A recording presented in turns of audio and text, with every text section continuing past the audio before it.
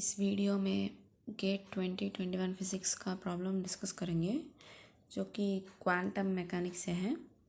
तो यहाँ पर हमारे पास 3 बोसॉन्स दी जाती हैं जो कि 1D इन्फिनाइट पोटेंशियल वेल में रहेंगे और हमें थर्ड एक्साइटेड स्टेट की एनर्जी के बारे में पता लगानी चाहिए, इसका इंटीजर वैल्यू। तो क्वेश्चन है कि 3 non interacting bosonic particles of mass m each. तो हमारे पास 3 बोसॉन्स दिए गए हैं। बोसॉन्स उनका मास जो है स्मॉल m है, हर एक बोसॉन का मास, और इन 1 dimensional infinite potential well of with है, यानी कि वो इन्फिनाइट पोटेंशियल वेल में ही।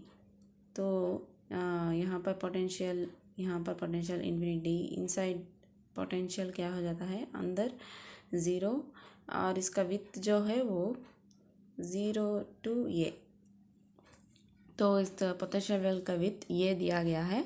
The energy of third excited state of the system is, और वो थर्ड एक्साइटेड स्टेट जो है उसका एनर्जी है थर्ड एक्साइटेड स्टेट की x into h² pi square ma²।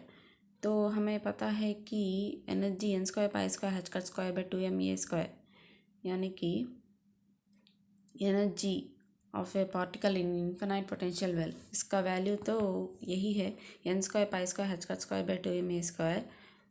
इन्होंने इसे अलग कर दी, that means x into pi square, sorry यहाँ पर 2 भी नहीं है, तो पाई स्क्वायर h² ma², यानी कि हमें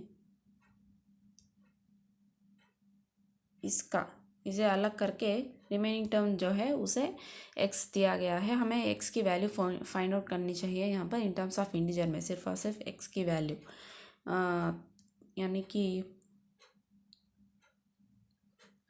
एनर्जी थर्ड एक्साइटेड स्टेट क्या हो सकता है, इसके बारे में हमें पता लगानी चाहिए। तो अब हमें फिल करनी चाहिए बोसॉन्स को फिल कर देनी चाहिए 1 by 1 fill possibilities, according to the possibilities हमें फिल करते जाने चाहिए, और हमें उसे इंक्रीजिंग ऑर्डर में अरेंज करके बाद में हमें पता चलेगा कि कौन सा थर्ड एक्साइटेड स्टेट की एनर्जी होती है।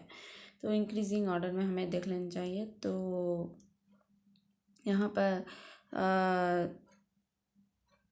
First of all possible case तो यही होता है कि लोएस्ट पॉसिबल एनर्जी तो यही है जहाँ की हमने 3 बोसॉन्स को n=1 लेवल में फिक्स किया है, यानी कि this is the ground state energy level. तो एनर्जी तो यहाँ सबसे कम एनर्जी तो इसी का है।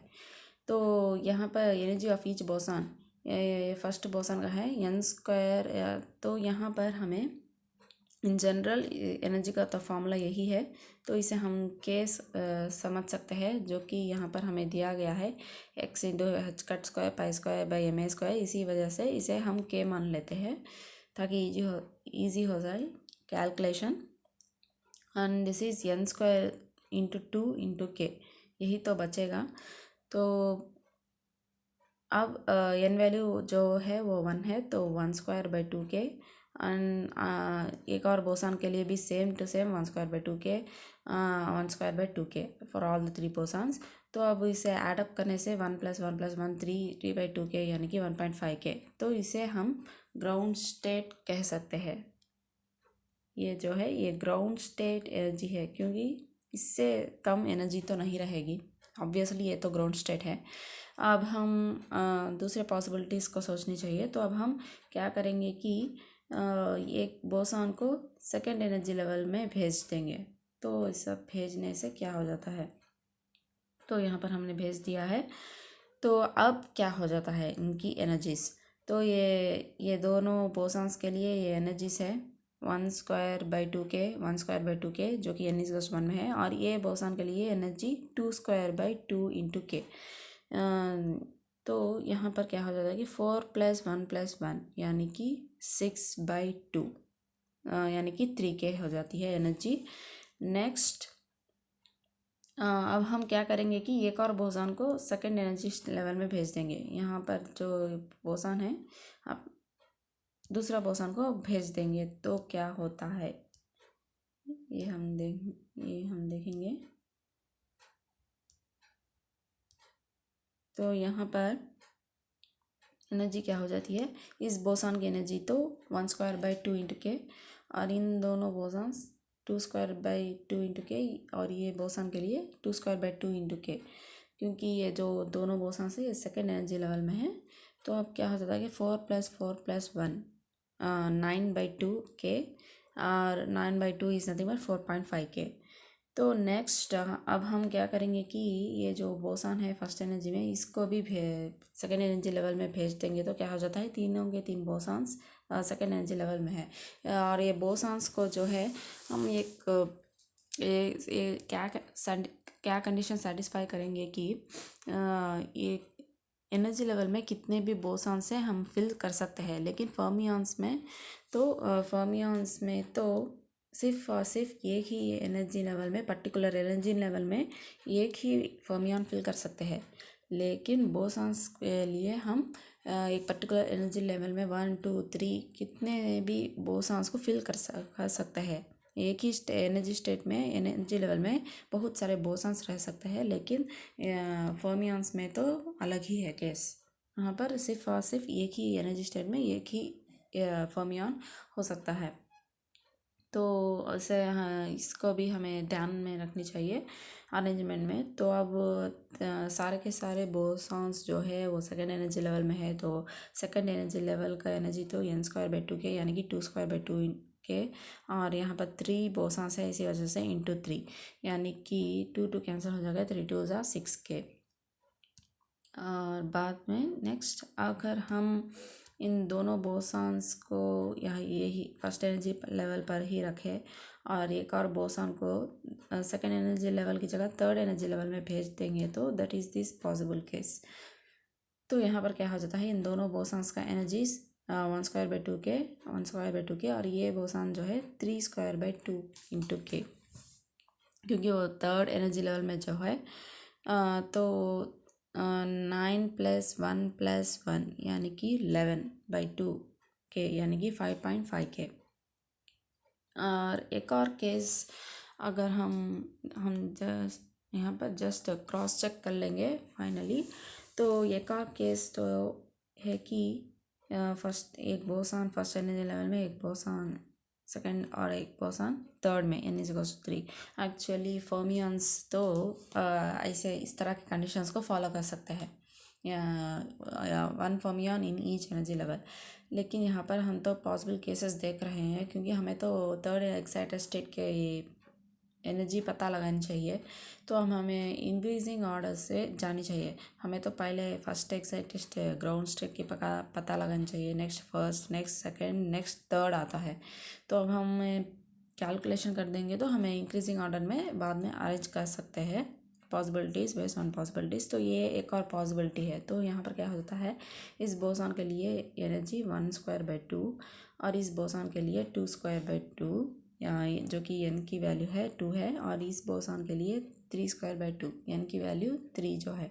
तो इन सभी को ऐड अप करने से 1 + 4 + 9 तो 14/2 यानी कि 7 के। तो अब हमें फाइनली ये देखनी चाहिए कि कौन सा फर्स्ट है, सेकंड है और थर्ड है। तो सभी में देखेंगे तो 1.5 ही तो लोएस्ट वैल्यू है, तो ये तो ऑब्वियसली ये ग्राउंड स्टेट हो जाता है।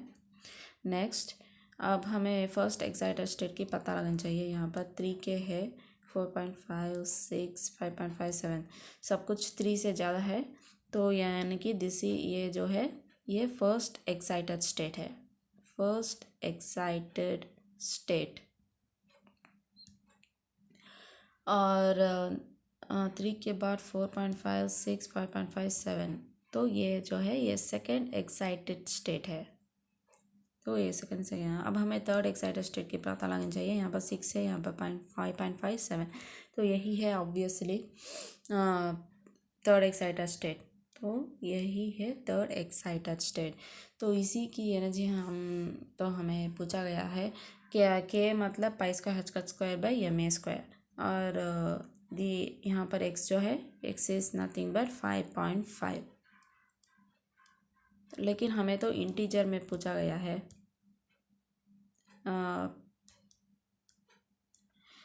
Integer value x, the value of x in integer. तो यहाँ पर ये जो एक्स की वैल्यू है दिस इज़ नथिंग बट 5.5, यानी कि ये जो 5.5 है इसे राउंड फिगर करने से ऑब्वियसली तो 6 ही आता है, लेकिन ये जो वैल्यू है ये 5 और 6 के बीच में जो है 5.5, इन बिटवीन 5 एंड 6, तो इसका एवरेज तो ही 5.5 हो जाता है। 5 प्लस 6 11, 11/2 तो 5.5 हो जाता है।